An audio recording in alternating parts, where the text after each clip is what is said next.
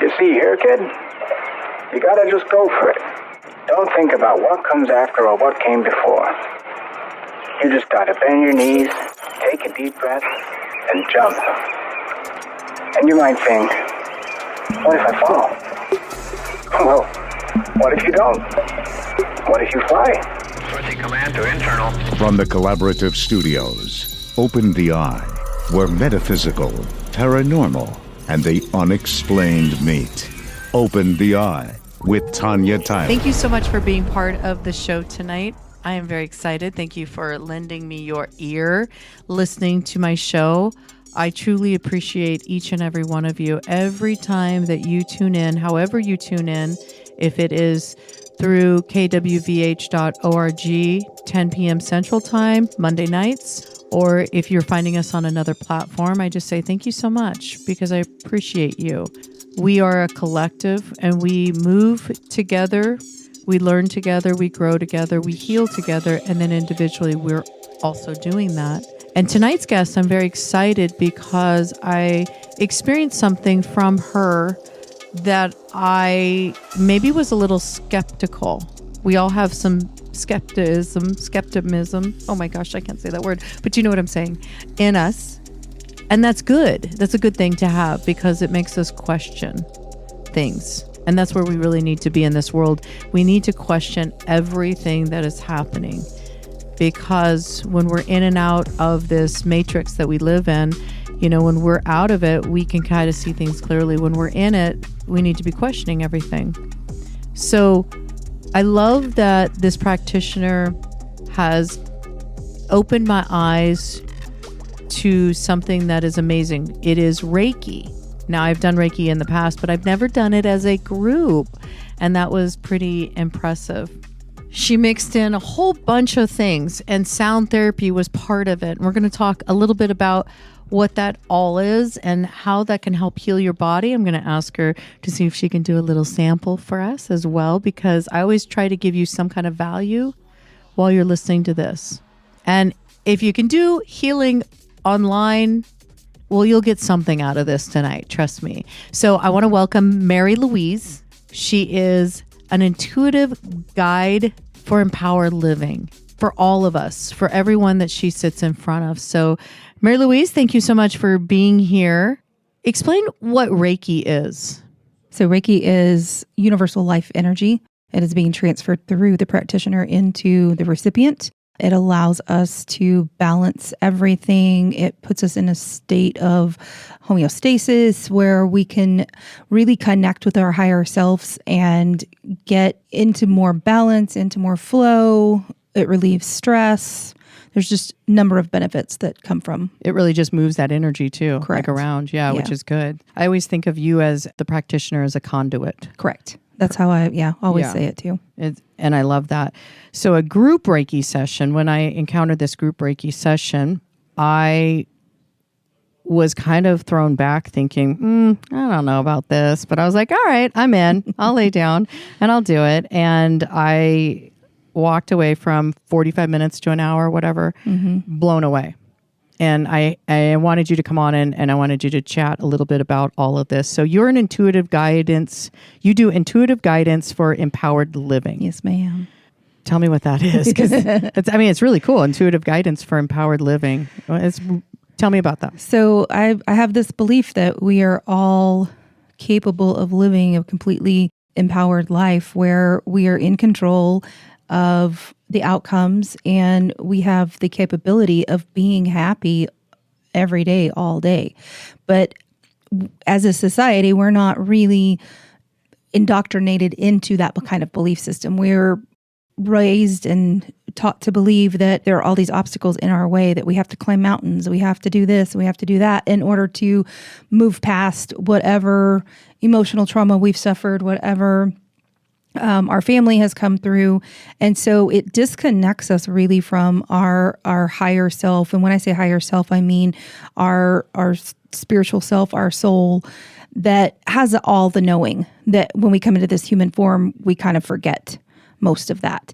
And so if there is information out there that allows us to move into that place of empowered living, then that's where I feel like I come in, because I'm able to tap into the core of who you are, into that soul self, into that higher self that you might be blocked to receiving that information. And so I'm able to tap into that, have conversations with you on that level, and bring that to the forefront into your conscious mind so that you can make better decisions moving forward for what your future was going to look like. So it's like kind of like you're cleaning up my house. You're like a housekeeper, kind of, right? You're like, Sure. oh, Never it thought looks about like, it that way. It looks like you got some dirt on your kitchen floor. Yes. But that's part of where your soul needs to be cleaned up, or Yes. you see a lot of that. So Yeah. that's impressive. And that was pretty crazy. You add a couple little elements into this.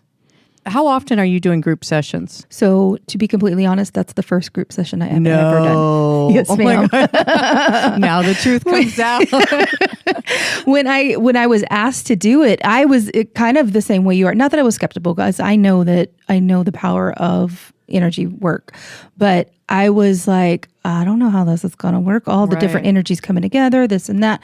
But once I sat down, and this is what I do for any session, whether it be individual or a group, I will allow your individual energy to come through to me. So that's kind of what it felt like to me in that sitting, was that each person that was in that room was kind of compartmentalized, and the energy that was flowing through specifically for them in their own like pipeline, if you will, coming out. So that's kind of how it worked in that situation. Yeah, it was impressive because, again, like I was kind of like, what? How's that going to work? You know, because I've had Reiki from an individual person, you know, only myself in there. And I was impressed with what the energy flowed. I was energized. I had already been doing all kinds of other practices that day that were, you know, exciting and jumping around and moving and doing stuff. So it wasn't like I was exhausted, but I left my body. Yeah. And I felt I left my body. And there was, in the beginning, I was like, oh, it feels really good in here. And, oh, I just feel relaxed. This is nice. And then you start doing some light language. Light language, yes. And that just gave me chills right now saying it. Explain what light language is. And then can you give us a little quick sample of light language? Is that possible? Or is it just a flow that you can't do it on the cuff? I'll try. Okay, but tell us what light language is. Yeah, so it's essentially, light language is sacred geometry through sound vibration. It is a language that is not really meant to be understood through the ears or through the mind. It's understood through the heart. And what it does is it goes in and it vibrates throughout your entire being, and it brings brings everything back into balance. So it's an addition to the Reiki, and it's actually, honestly, I feel it's more powerful even than the Reiki, because it talks to the core of who we are. And we all have the ability to receive it. But most of the time when it comes through for people, they will ask me after the session, okay, what did that mean? And there's not a specific meaning always for it, but usually when it's coming through, I'm getting visualizations of the message, if that makes sense. It's the original language that we all spoke in non-human form, and that's why we can understand it in the vibrations of our body. Can you tap into that for just a split second and try to do that?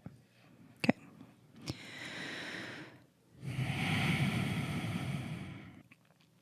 Setakai ka papoyo ko ayaka a e tapopoyo e sepaka e dabadai e ka naman ai kitan tapoyo ko ayaka a e popoyo ko ayaka a mamomoyo ko e sa popoyaka say. Wow. Yeah, because even you doing that just now, I just got little vibrations. What were you tapping into? Were you tapping into the collective, or what was happening at that moment as you were bringing that out? And then what was that meaning? So for me, what I do is I kind of just try to clear my mind, step out. Mary steps out and goes away. and allows whatever information to come through the crown that needs to come through and then out through the vocal cords. The indication that I was feeling as it was coming through was almost this universal awareness. And whoever's going to be listening to this, it's going to help you open yourself up to the universal awareness. Oh, that's really powerful. Yeah, that's cool. Yeah. When did you start doing all of this energy work? So let's kind of back up a little bit in Mary Louise's life. And we are talking right now to Mary Louise. She's an intuitive guidance? Intuitive guide for empowered living. So when did this all start for you? For as long as I can remember, I've been very sensitive to other energy and that kind of thing. I had an experience. I was going through my first dark night of the soul back in 2012 and was living a life that I thought I wanted, and I had created the life I thought I wanted, and I was 1,000% miserable. And happenstance met this woman who was a Reiki practitioner. I had never even heard of Reiki. I didn't know what it was. She invited me to come in and have a session. And so about a week later, I went in and I saw her. And it was almost as if the shroud was lifted off of me. And immediately I knew what I had to do. There was no question in my mind. And I felt empowered to go make those changes that I need to make. So I went back to my office. I was working in corporate America in North Austin. I was driving from Wimberley every day to North Austin. And I told my boss, I called him, he was in Dallas, and I'm like, I'm quitting. And he's just like, no, you're not. I'm like, oh no, I am. Because you just felt like once you just really can't go back. Correct. That's Absolutely. The power of this awakening that's happening right now. You are waking up and it's hard to go back to sleep. We used to be able to do it sometimes. I'd be able to go back into that corporate America life and then I'd fall back to sleep, I say, or maybe get off the exit. I can't do that anymore. It's almost like it's not my truth. It's not my authentic self. Once you connect to that authentic self, it's hard to go back. Correct. And then when did the light language come in to your life? I had already, I think my higher self already was prepping me for all of this. I had gotten my massage therapy license a few years prior to that. And I was just doing massage kind of part-time on the side, just to give me something, to give me joy, to get me out of all of that. And so I ended up opening my own massage therapy practice. And first thing I did was go and get Reiki certified. And so I was already using that into it. And then that kind of just slowly started to evolve. I just took multiple different workshops and classes and, intuitive development stuff. And one thing I did was an Akashic Records class. And so when I started reading Akashic Records, I started attracting people, clients that way. And I had a woman who come in, and the short of it is I saw, so light language also has symbols called galactic light codes. I was seeing these during our session and I wrote it down for her. I didn't know what I was seeing. She didn't know what it was. She took it home. She researched it. She found out that that's what this was galactic light codes. And so she texted me and she was like, hey, check this out. This is what I found. And also at the same time, look at this YouTube video of these people speaking the language that is in these codes. And I was just like, that's total nonsense. I was like, what is this? Like, I don't know. But, I listened to it for a little bit and I was just like, if I can see it, if I can write it, then can I speak it? And my guys immediately, they were like, well, yeah, of course. Literally the next day, the next time she came in, I told her everything I said, and I'm going to try this. She's like, okay. So I got her on the table and we started doing Reiki and out it came. Wow. That's amazing. And there it was.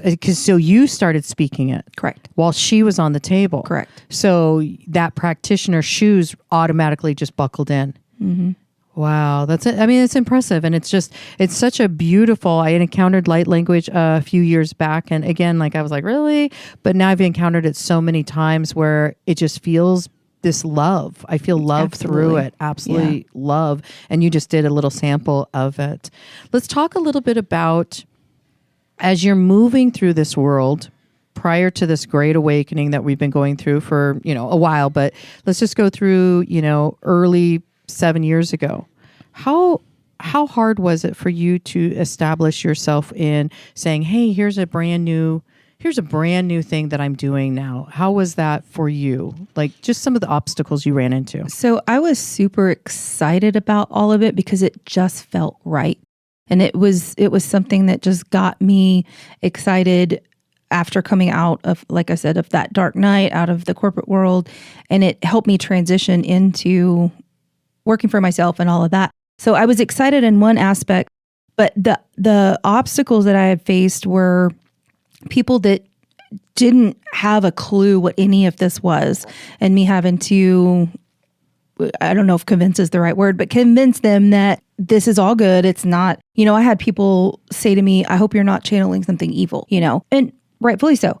But my explanation for that is I come from a place of pure love, and everything that I do is from a place of love. And so and I don't disagree that there's things out there that are negative, but when you vibrate at a place of love, that stuff can't reach you.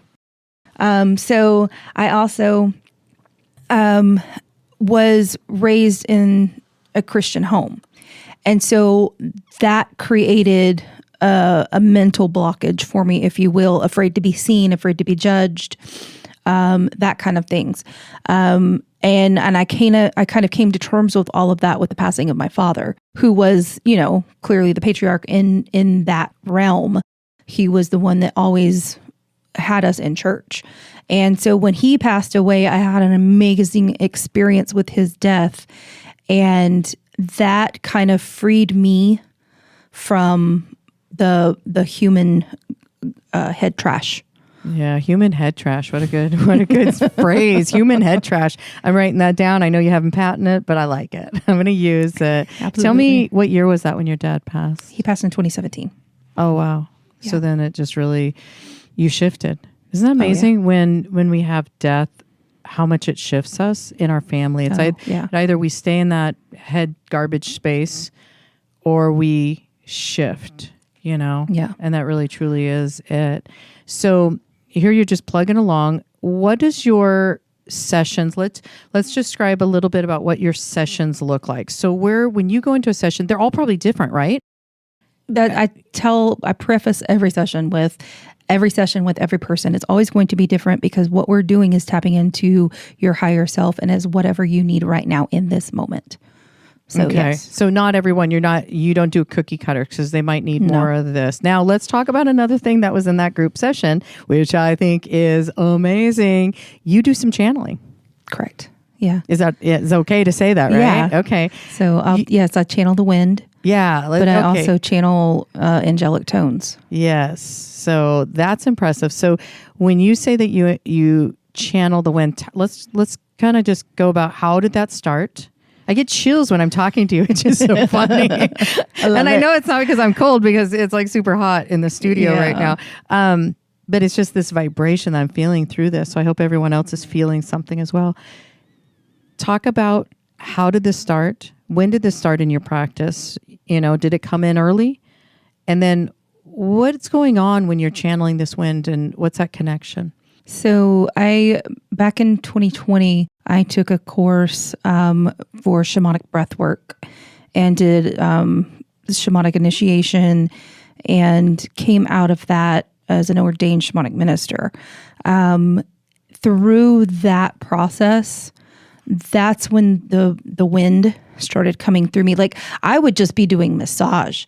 I wouldn't even be doing energy work. Not that the energy ever stops, because it doesn't, but I would just be doing massage. And what I noticed was, with the breath, the wind coming through my breath, I was helping that person release whatever physical, emotional ailments they were holding in their body as I was doing the body work. So that's really how it started. And it just comes through randomly. And I think that is the process of it. It's the way I visualize it. It's this gust of wind, if you will, that comes through my my crown and down my arms into my hands and moves through that person. And then it pushes it all out, whatever it is that they're holding on to. Does the wind have a certain vibration that you're channeling? Oh, absolutely. Okay. Because everything has vibration. So is there like when trying to get this concept of this wind coming through and you're channeling it, because I connect it in my mind like a kind of like a, I don't want to say energy like a person, but kind of like it's your friend. I don't know why. Yeah. Does that sound weird? No, it why does. am I picking that up? It's like, I feel like it's like, oh, here comes the wind. Yes. I'm familiar. It's Johnny Joe wind or whatever, that's kind of what I feel like. That's a great way to describe it. Yeah, it's like I do. Friend. I love that. It is. It's very like it, I feel it like it in it, not just me, but it wraps around whoever I'm working with at the same time. And it wraps around us and it just like holds space for us. It's awesome that you have that connection. That I always look at practitioners and I always think to myself that every person has this gift, whatever gift it is. It might be your gift, it might be other gifts, but everybody has an individual gift. Mm-hmm. And to be able to channel, why am I like losing that mind frame of what the wind is? What is that? An element. Yeah, I was thinking an event. I was like, why do I see an E? But to channel an element, which is amazing. How many other people have you encountered to channel an element? Nobody personally, but I do know that there's a woman who does shamanic breath work and that's her. She has the wind clan and that is her like big life purpose. And that's what she does. And she's written books about it but I didn't discover her until after the wind. After. Yeah. Do you channel anything else besides like light language and the wind? Is there others that have come through, anything like galactic or anything? Because I know you were talking about the galactic language. So yeah, tell me a little bit about that. So yeah, angelic tones. We talked about that earlier. Mm-hmm. That comes through as like, I guess a singing voice, if you will. That's the simplest form to put that. But again, it's vibration. That's different than light language. Correct. Okay. So what is that? So I think during that group Reiki session, I did sing. Oh, yes. So that's angelic tones. Correct. And is that coming from the angelic realm? Correct. Okay. So are you connecting to certain angels or? That has never been given to me. Okay. It just, again, it feels, it's overwhelming to me to Mary, that if I don't open my mouth and allow these chords to come through, then, I don't even know how to describe it. That's super, super powerful as it moves through me. And the only thing I know for sure about that is that I have to step completely out of the way and allow them to move through me. Okay, you've said this a couple times, and I want to go back to this because you just said it. Move out of the way. Yes. We've talked about this a few times on the show. It talks about ego moving out. Anything that you're doing, you have to move that ego aside. Correct. I do QHHT, the quantum hypnosis healing technique, and we always have to move that, and we have to help our clients move that ego aside so we can get that connection. Tell me, when did that start really happening? Was that around the death of your dad, or were you able to do that earlier? And what things have you done if somebody's listening and they go, hey, I struggle with this piece. What ideas can you help with that for them? So for me, it was, I would be sitting even in an Akashic Records session, I feel like a lot of that is channeled as well. And I would be sitting and I would be talking, and it's almost like my guides would come in and put tape over my mouth, and I wouldn't be able to speak, and I wouldn't be able to, like, my brain would just be blank. And I would tell my person, I'm sorry, that's Mary getting in the way, and they had to shut me up. Oh, I just had that realization, like that's what was happening. I was using my own personal experience or knowledge or awareness, whatever, versus universal information. Wow. And so you just kept kind of getting taped on your mouth, spiritually, and you started realizing, okay, I just need to be quiet and allow. Correct. And that was the hardest thing for me, was to just allow and to trust, because, we all question it when we're in the middle of it. Is that real? Am I making that up? Like, those thoughts go through your head. But the more that you practice it, the easier it gets to be able to do that. Wow. And how often are you, or how often did you practice that prior to it really clicking? Like you really figured that out? Was there like, you went for a full year and you were just struggling with this, or what was that? No, I would say that I learned that lesson fairly quick. But I won't say that it still happens today. I've been doing it for 7-8 years, but it still happens occasionally. But what I just do is I visualize myself. I'm a very visual person. That's just my way of doing things. I have to close my eyes, get all the distractions out of my way, and then I'll visualize myself standing behind me and observing. Being the observer. Being the observer. And that's, we've had a few practitioners on talking about being the observer and how good that is for the soul and what that can do. When you're in your session, how does a practitioner not pick up some, I don't want to say garbage, but some, debris that's out there from their clients? Because, you are a very open channel when you're doing this. And I know your guides are there, but how do you ensure that you're not picking up somebody else's garbage? I don't want to say garbage, but you know what I mean? Debris. Yes. So I visualize a bubble of white light around me. I like the picture of Glinda the Good Witch floating down at the end of Wizard of Oz in this beautiful iridescent bubble. And I put that bubble around me.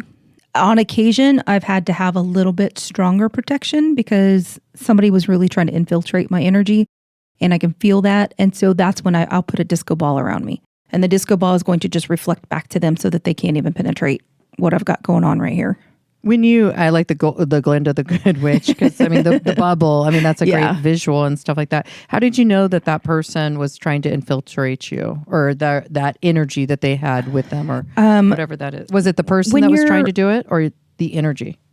Both, I think. One specific example was this person who, I don't even know how they found me. They were coming in and they very clearly were not receiving the information that was coming through for them, because all they wanted to do was not argue with me, but argue for whatever it was that their agenda was. And they wanted to talk bad about their spouse. And they just were very negative in the way that they were coming across to me. And so after, 3 or 4 weekly sessions with this person, I was just like, they're just trying to infiltrate my energy. Like, that's all they're trying to do right now. And so I put up that disco ball and I asked whoever was in the room with us, I said, help me just to deflect and reflect on this person. And they never came back again after that. Okay. And they probably didn't know that they were doing that. Or do you think they did? Consciously? I think there might have been some conscious... Yeah. Like, do you think it would be like trying to do some energy harvesting off you, like taking some of your good energy and just living their life? Yeah. I looking back now, I feel like this person was probably very narcissistic and just needed people to validate them no matter what it was they wanted to do. And I wasn't going to validate their negative mind chatter. Their mind chatter. Yeah. Wow. And think about right now in this world where we are, there's a lot of mind chatter out there. Oh yeah, for sure. And it's getting thicker. Yeah. I really do believe like we're in a thick area right now, and there's a lot of mind chatter, like negative mind chatter. And so I see a lot of like just trying to keep that bubble around me every day, even because I notice that I pick things up and I'm like, why am I feeling insecure? Not insecure, maybe insecure, but maybe why am I having anxiety? Correct. Which I never do. And then I'm like, oh my gosh, this isn't mine. And I recognize it. And I'm like, return to sender with love, return to sender with love, return to sender with love. Okay, not mine. And then all of a sudden I feel different. How do you go about your sessions? Do you sit and chat with someone first? I mean, what does that session look like? Yeah, and so they do have a format, I will say that, but they're not cookie cutter. First, we're going to take a little break for our sponsors, and then we're going to come back. We're going to talk about what your sessions look like. We are talking to Mary Louise. Just go to marylouise.org. You're listening to Open the Eye. We are back. We're talking to Mary Louise. Go to marylouise.org. She is a intuitive guide for empowered living. Connects to the soul, does soul retrieval, Reiki. There's a lot of energy work. And so your sessions are completely different. they're not really truly cookie cutter, like you said right before we took a break. So tell us a little bit about what does a session look like? So we will sit down, have a conversation. I want to know what your intention is, what you're expecting to get out of the session. I'll go into your Akashic field and start pulling information from that, because we're such multifaceted beings. We are not here having this one human experience and then that's it. It's not that flat. And so I look at all the things. I look at not only this current lifetime, I'll look at past lifetimes. I'll look at future lifetimes. I'll look at your ancestral heritage. I'll look at your galactic heritage. Anything that is going to come up that's going to affect whatever it is that's holding you back right now in this moment. That's what we're going to look at. And so we start having conversations about that. And then I really allow the guides to kind of take over. So there's a couple of things that I could do from there. I do a lot of soul retrieval journeys. Those are really, really awesome and amazing. That is going back and connecting to that part of your soul where the origin of the trauma exists and correcting that in the energetic space. Because that could be anywhere. That could be Correct. in multi different lifetimes. Correct. Or it could be generational. It might not be Correct. yours. Is that correct? Exactly. So it doesn't have to happen in this lifetime. Correct. Okay. Yeah, and that's why it's important to go into the Akashic field, because that's where all of that information is contained. So we might do that. We might have just a little bit of verbal counseling, if you will. But regardless, I always end every session with energy healing.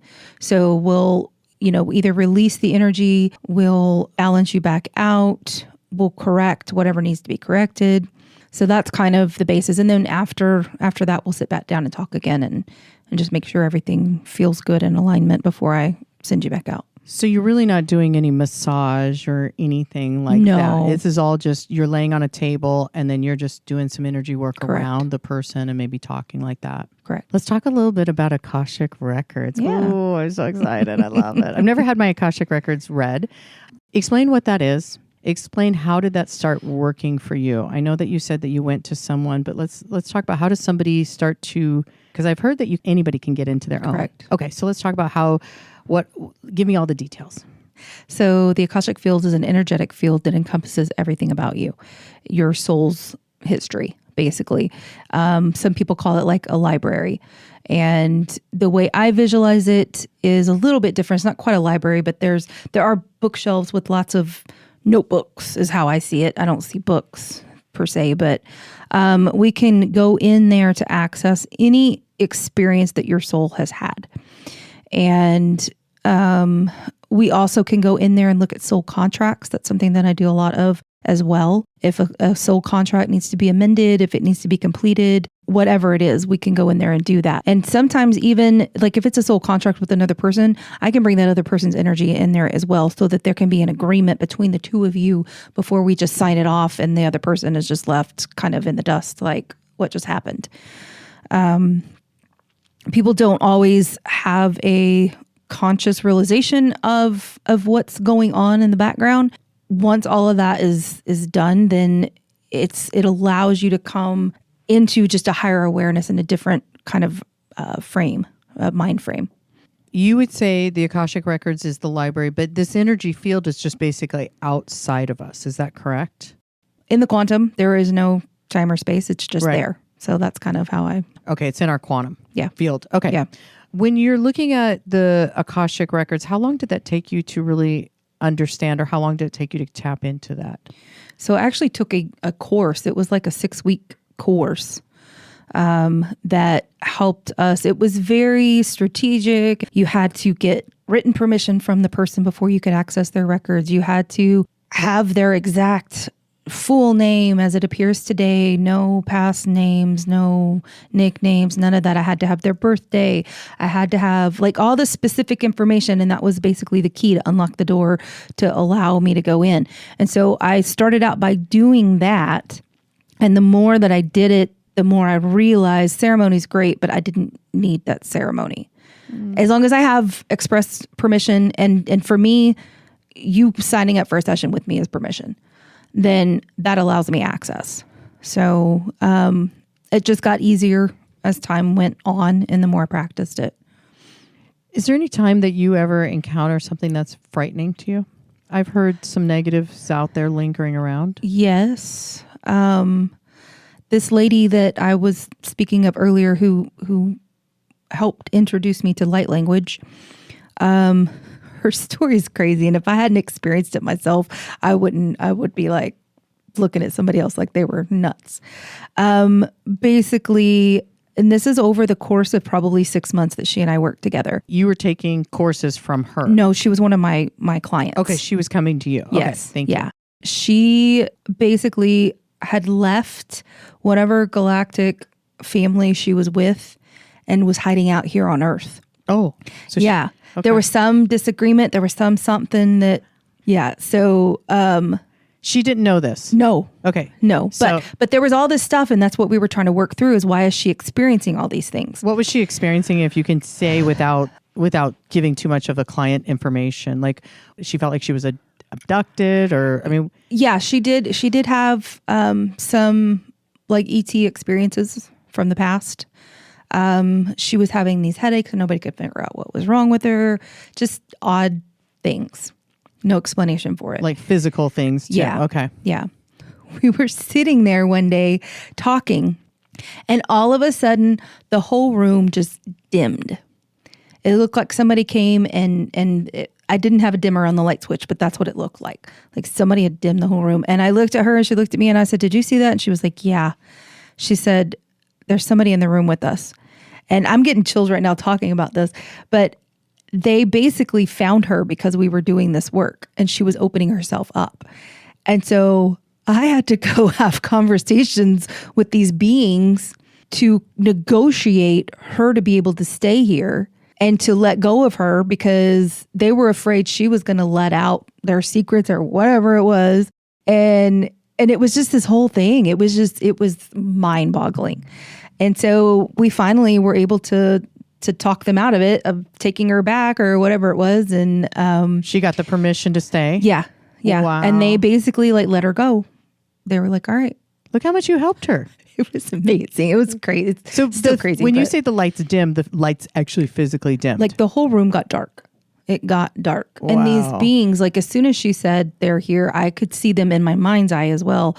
And they looked like they were really tall with hoods, like monks almost. Did you ever see their face? No. Okay, so you don't know. You just saw the monks. Something that feels like Star Trek a little bit, right? Yeah. Since old Star Trek always blows my mind because I always think old Star Trek is kind of like it was already done. Like they were like, "Hey, we already know this is all the stuff that's going to happen. These are all really truly the beings that are out there. So let's just make a show and kind of keep introducing them." So that was the first time that you were slightly a little scared. That did kind of scare me. And I just called in all the light that I could call in and just ask for guidance and protection. What would you suggest to people that are experiencing maybe, I don't want to say some attachments, but like experiencing maybe some negativity? What would you say? Surround yourself with a bubble, or what? Absolutely. I mean, Yeah. Okay. And call in whatever higher being that you believe in to come in and help protect you from all of that. And having the awareness around it of what it is and why it's attaching itself to you, I think is key to anything. Why? Ooh, I like that. Like, yeah, why? How would you find that out then? Like, how would you find out, like, why? I mean, if you're not self-aware enough to figure it out for yourself, then I would recommend seeing somebody out. that you vibrate with that feels good to give that information to you. Yeah. It's amazing how many attachments are on people or curses or, whatever we have attached onto us, because we're just spiritual beings just running around. Just I always say we're big magnets. Just, oh yeah. Let's talk a little bit about the galactic.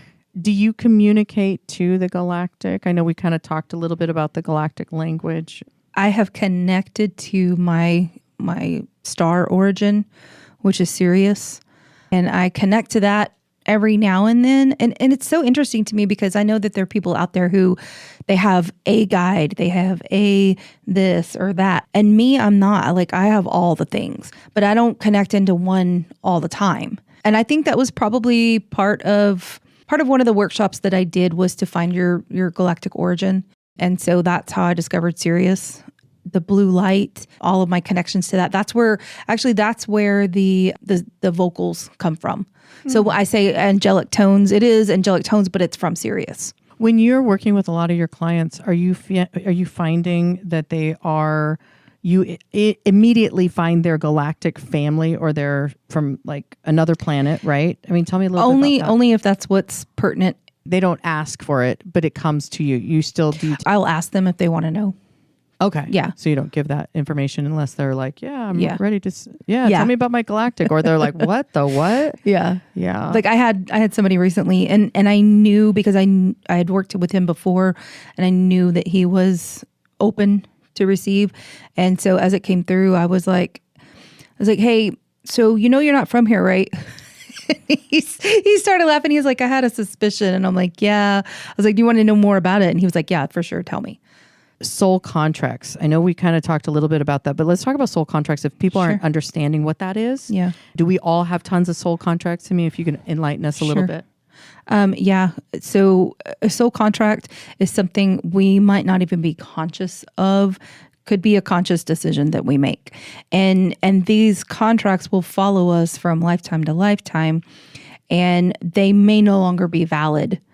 One example was somebody who was abused and by their spouse and said, I'm never getting married again. That continues on. And so now they're in the next lifetime and they're like, I don't know why all of my relationships fail.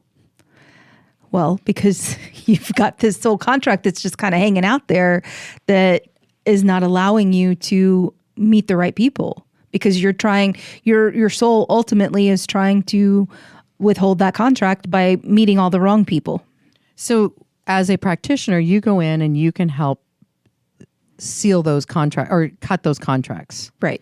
So what happens is we will come to an agreement of whether it needs to be just completely done or if it just needs to be amended, and whatever that looks like. And so if a soul contract is done, we typically need to replace it with a new one.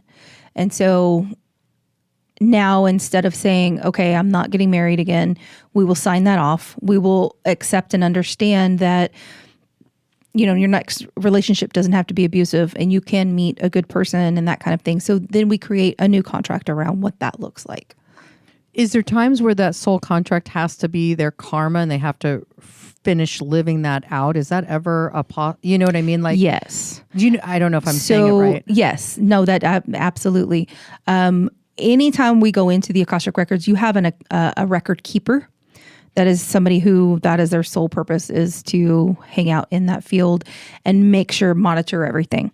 So I have had that happen before where I asked them, are you ready to amend this or to, whatever.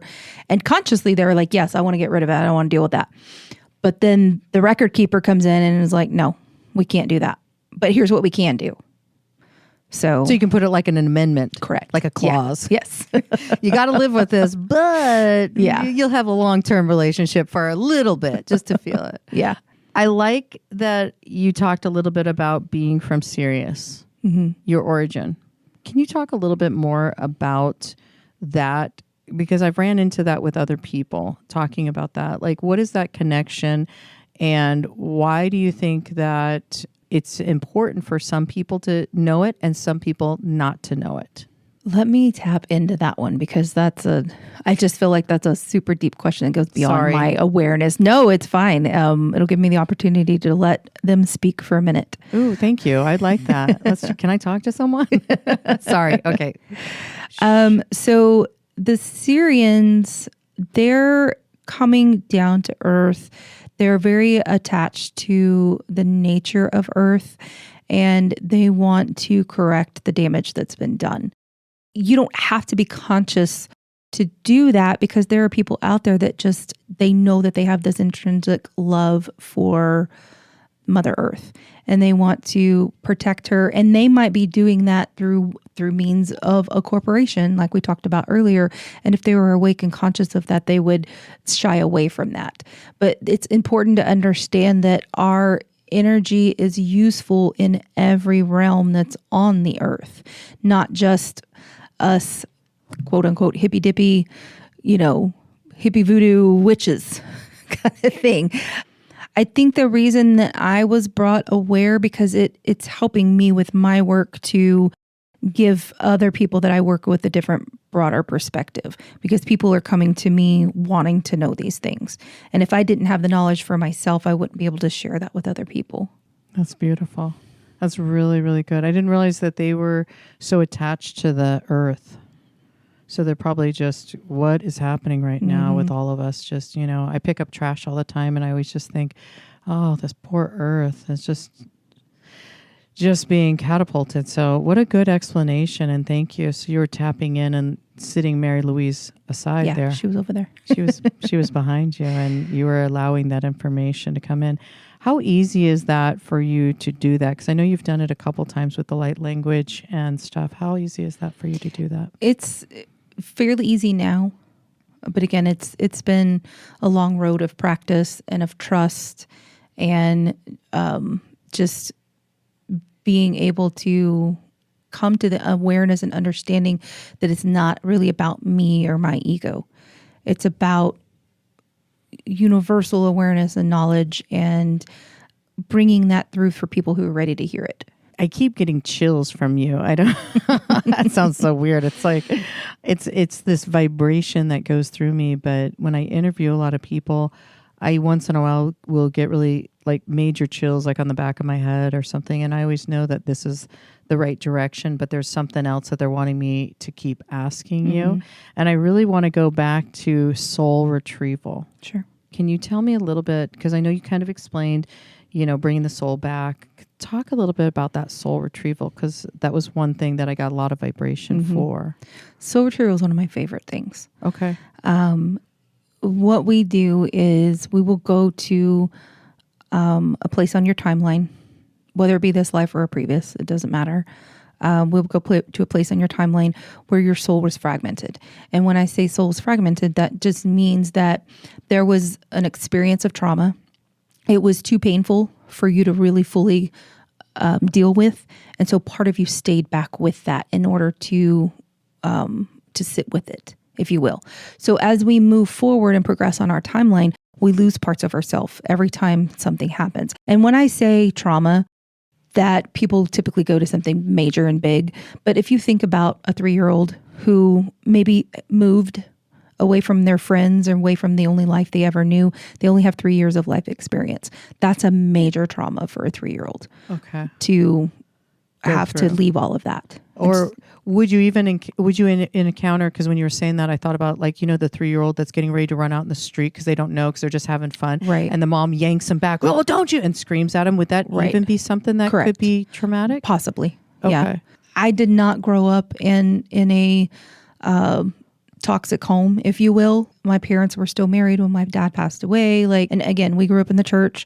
So there was lots of love in my house. But I have a ton of head trash from one incident. Oh, crap. When I was 5 years old.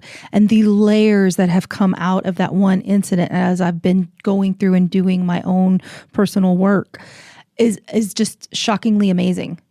And all the incident was, if, as an adult, you're like, so what? But my 5-year-old didn't think so what.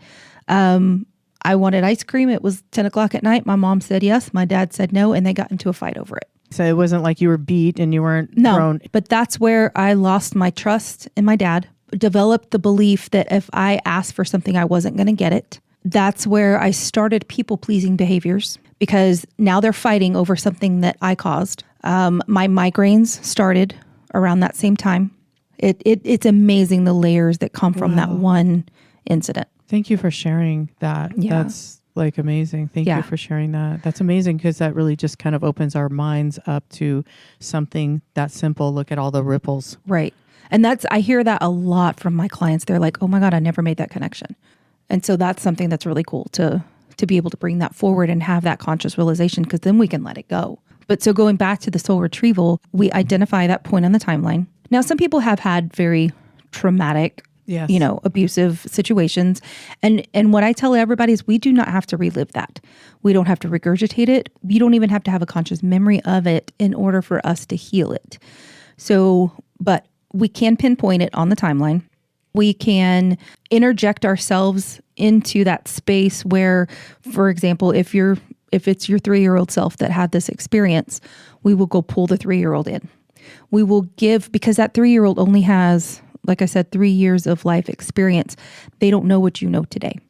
So we're going to infiltrate them with all of your life's knowledge and awareness so that they can become aware of why the incident happened and that who you are today, you're okay from it. You're still around and nothing is affecting you the way that the trauma affected this 3-year-old. So bringing all that in, that typically at that point will allow that child to release the trauma. And then we invite the energy of that soul back into who we are today to create a more whole experience of who we are. I'm like just blown away with that right now. So in your sessions, Mary Louise, who's an intuitive guide for empowering living, when you're having your session, you can jump into the Akashic records. You're doing some energy Reiki work. You're channeling. You're doing some light language. You might be doing some soul retrieval, soul Correct. contract. All this is encompassed in maybe your whatever your soul is ready to at that Correct. moment. Correct. Okay, so you have a bag of tricks that you go into. Yeah. Like you said, every session is not the same because every session you might need to do more soul retrieval versus doing something else. Correct. Okay. Yeah.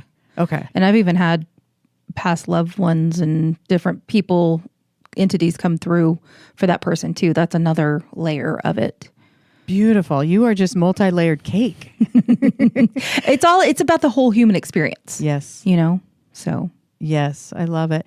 Now, I want to ask, we're at the end of this, but I want to know, would you be able to do just a small little sample for us of not everything, but would you be able to maybe do some channeling or maybe some wind or some light language or do something for us? So what feels right is to just start out with some Reiki and get the channels open. Okay. And this is for everyone. This isn't correct. just, okay. This is, yep. Anybody listening to this. So this is something that I tell people a lot too, because I do a lot of virtual sessions and people are like, how does that work if I'm not with you? Oh, that's beautiful. And so, my explanation is that energy is energy. It doesn't matter where you're at or how you experience it. Think about our cell phones. We have a whole world of knowledge on our phone that's not attached to anything. And so I can relay that just by tapping into who you are. It doesn't matter where you are. And so much like the group Reiki session, this energy going toward whoever is listening right now will come to them the way that it's supposed to. So we'll start with a little bit of Reiki and just see what comes through. Maybe a little bit of wind, maybe a little bit of angelic tones. I don't know. We'll see. Okay. Thank you. So and I will advise, if you are anywhere other than sitting or laying down, don't listen. Come back when you can sit still. And save this. Don't be driving a vehicle and drive off the road. Close your eyes. Thank you. Okay. Yeah. So let's just do that. Let's close our eyes. Let's focus on our breath for a second. We call in all of our guides, angels, ascended masters, all beings of light to guide us, surround us, protect us, creating a safe, sacred space for healing as we allow this energy to move through us with the energy of love.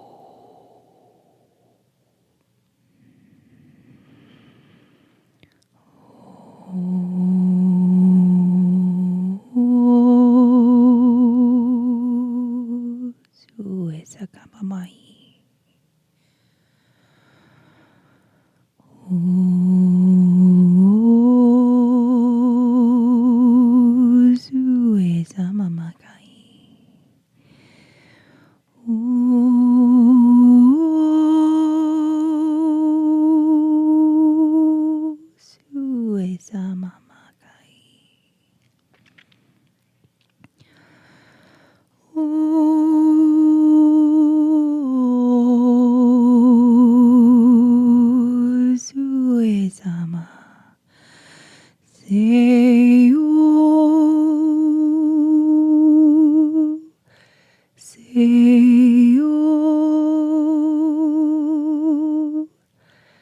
Seyo,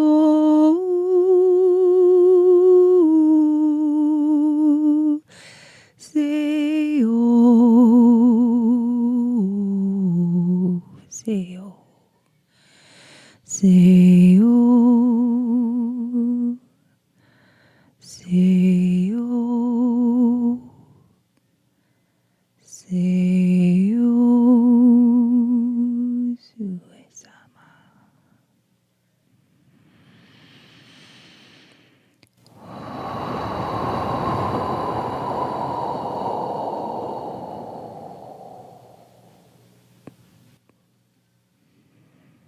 Okay, so let's allow ourselves to come back into your space.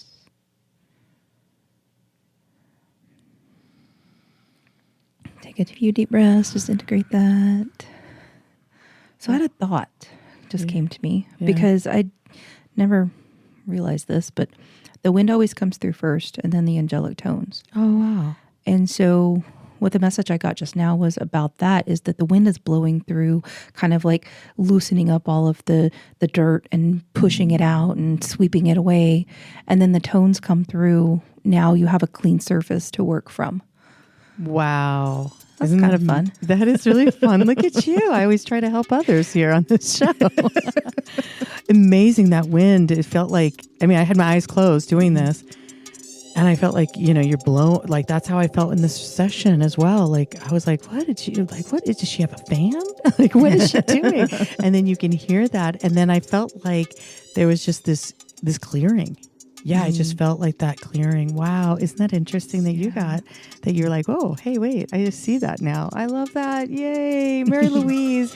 MaryLouise.org. You can have sessions online. Yes. Which is beautiful. And thank you so much. Thanks for spending some time with us. Thanks for clearing us. This is perfect because now we can all go to bed and be relaxed. But thank you so much. MaryLouise.org. Thank you for listening to Open the Eye. To be a guest on the show, go to opentheye.com or you can email at opentheye13@gmail.com. We appreciate you.